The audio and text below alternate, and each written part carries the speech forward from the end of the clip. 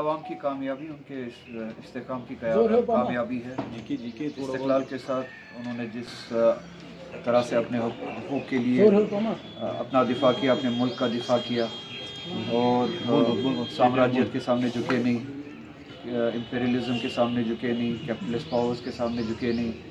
ان پہ ہر کوئی حربہ استعمال کیا گیا، ہر کوئی پاور جو ہے، پاسبل پاور جو تھا ان امپیریل پاورز کے پاس، وہ استعمال کیا، چاہے وہ ملٹری مائٹ ہو. اسٹرائک بھی کیا گیا، حملہ بھی کیا گیا پورے ملک پہ، مذہبی قیادت بھی شہید کی گئی، سیاسی قیادت بھی، دفاعی قیادت بھی جو ہے شہید کی گئی ان کی، اور اکنامک طاقت کا بھی ان کے خلاف استعمال کیا گیا. 40 سال سے سینکشنز لگے تھے اس ملک کے خلاف، ہر طرح کے سینکشنز. یہ دوائی بھی امپورٹ نہیں کر پاتے تھے باہر کے ممالک سے. کریٹیکل النیسز کے لیے جن دوائیوں سے علاج ہوتا ہے، وہ دوائیاں بھی یہ 40 سال سے امپورٹ نہیں کر پاتے تھے. اس طرح کی سینکشنز تھی اس ملک کے خلاف.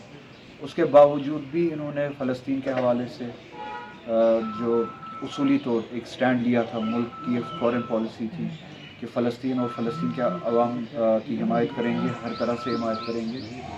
فلسطین کے مسئلے سے یہ اپنا ہاتھ نہیں اٹھائیں گے. ایکسیس آف ریزسٹنس جو ہے لبنان، اس میں ایک اہم ملک ہے فلسطین کے ساتھ ساتھ، لبنان کے دفاع کے لیے ہمیشہ کوشاں رہیں گے اور ان کا سپورٹ کریں گے. اور اسی طرح سے اپنے دفاعی معاملات میں 40 سال تک جو انہوں نے سٹینڈ لیا تھا اس پہ مستحکم رہے. انہی 40 سالوں میں فلسطین کے لیے، لبنان کے لیے سینکشنز بھی اٹھائے، سینکشنز کا بھی انہوں نے مقابلہ کیا، اور جنگوں کا بھی مقابلہ کیا. آخری جنگ جو آپ نے دیکھی تھی بدترین جنگ تھی، جس میں جیسے کہ میں نے کہا کہ ساری قیادت شہید کی گئی. اس کے باوجود بھی اس ساری طاقت کو ایران کے ڈیمانڈز کے سامنے جھکنا پڑا اور قبول کرنا پڑا. نیوکلیئر ویپنز کے حوالے سے 40 سال سے ہی ایران کا سٹینڈ یہ تھا کہ وہ نیوکلیئر ویپنز بنانا نہیں چاہتے، اٹامک ویپنز وہ بنانا نہیں چاہتے. آیت اللہ خامنئی کا فتویٰ بھی تھا اس حوالے سے کہ نیوکلیئر ویپنز کا استعمال حرام ہے، تو وہ نیوکلیئر ویپنز پہلے سے ہی بنانا نہیں چاہتے تھے.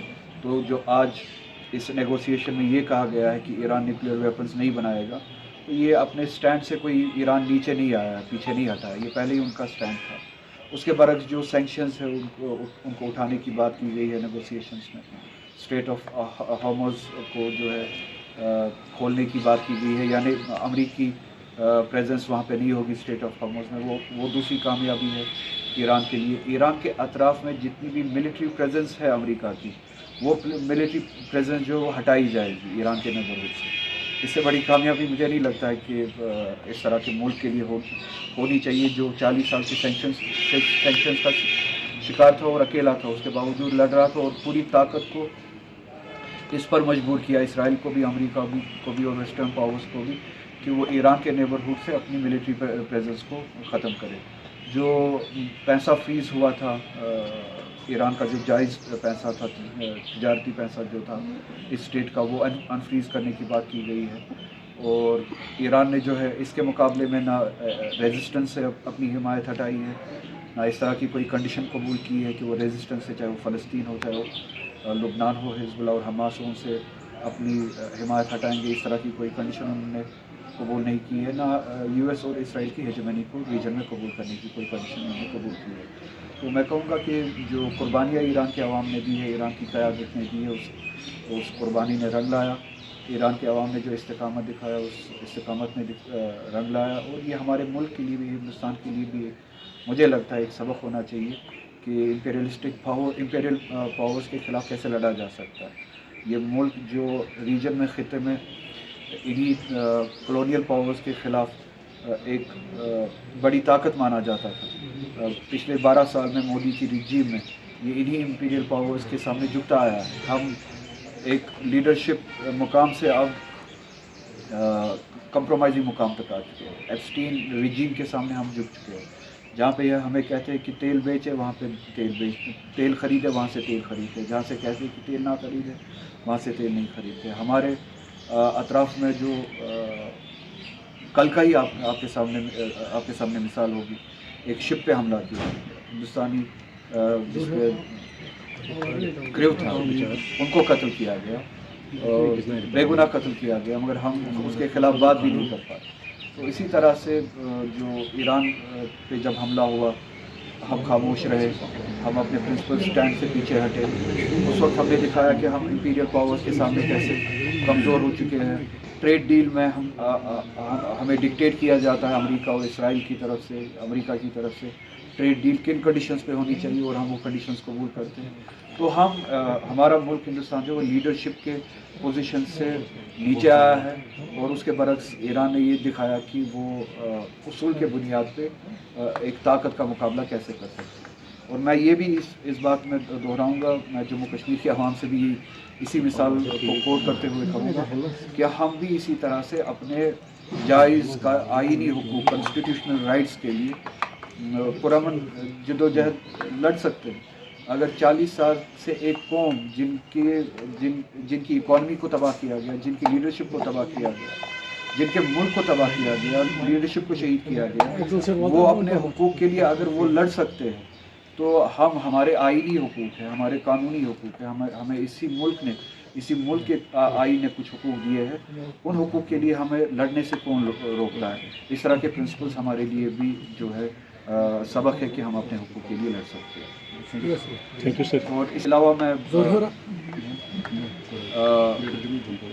इसी के अलावा मैं उस पार जो हमारे जम्मू कश्मीर के लोग हैं, लाइन ऑफ कंट्रोल के उस पार जिनके साथ ज़्यादतियाँ हो रही है, मेरी यही उम्मीद होगी कि वो ज़्यादतियाँ जल्द अज जल्द ख़त्म हों। हम जम्मू कश्मीर के अवाम गोली का शिकार, ज़्यादतियों का शिकार इस तरफ भी हो रहे, उस तरफ भी हो रहे। हम इस तरफ कभी PSA, UAPA, कभी 2019 के फैसलों के शिकार होते, और कभी सिक्योरिटी फोर्सेस के ज़्यादतियों का शिकार होते। चाहते हैं कि ये ज़्यादतियाँ जो है इस तरफ भी ख़त्म, उस तरफ सिक्योरिटी फोर्सेस की गोलियों का शिकार होते, उस तरफ 2019 के फ़ैसलों का जो असर है हम पे आज दिख रहा है। इस तरह के फ़ैसले उस तरफ भी दहाइयों से लिए गए हैं, और वहाँ की आवाम को भी जो है पावरलेस किया गया है। उनकी भी वही डिमांड है कि उनको इख्तियारात दिए जाए, अपने रीजन को चलाने के लिए, उनके ख़ित्ते को चलाने के लिए उनकी बात को मुकद्दम माना जाए। उनके हाथ में इख्तियारात, वो फ़ैसला लेने में इख्तियारात उनके हाथ में, और वो कोई डिमांड जो है वो नाजायज़ नहीं है। वो ऑटोनमी, वो अथॉरिटी, वो ऑटोनमस एडमिनिस्ट्रेटिव जो अथॉरिटी है वो उस तरफ के लोगों को भी मिलनी चाहिए, वो इस तरफ के लोगों को भी मिलनी चाहिए।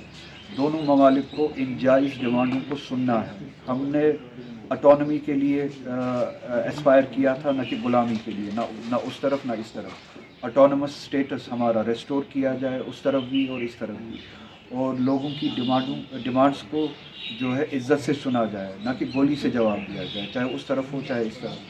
लोगों की जायज़ बातों को सुना जाए, चाहे उस तरफ हो या चाहे इस तरफ हो। इस तरफ लोगों की बातों को UAPA, PSA से ना दबाया जाए।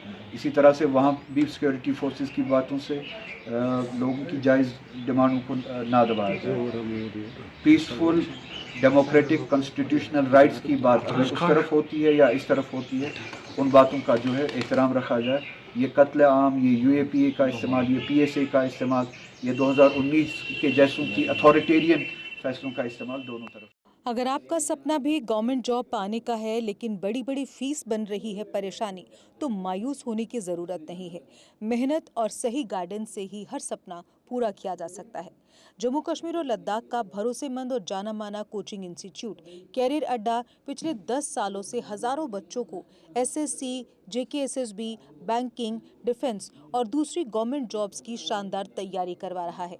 सबसे खास बात यह है कि यहाँ बच्चों को बेहतरीन गाइडेंस के साथ ऐसी तैयारी करवाई जाती है जिससे उनका सिलेक्शन आसान हो सके, वो भी बिना किसी ट्यूशन फीस के। यानी यहाँ आपको मिलेगी फ्री कोचिंग। कैरियर अड्डा में सिर्फ क्लासेस ही नहीं बल्कि हर एग्जाम को क्रैक करने के लिए शानदार मॉक टेस्ट सीरीज भी उपलब्ध करवाई जा रही हैं, जो बच्चों की तैयारी को और मजबूत बनाती हैं। जो बच्चे सेल्फ स्टडी कर रहे हैं वो भी इस सुविधा का फायदा उठा सकते हैं। इसके अलावा बच्चों के लिए फ्री डाउट सेशंस भी रखे जाते हैं, जहां हर सवाल और हर परेशानी का आसान तरीके से हल बताया जाता है।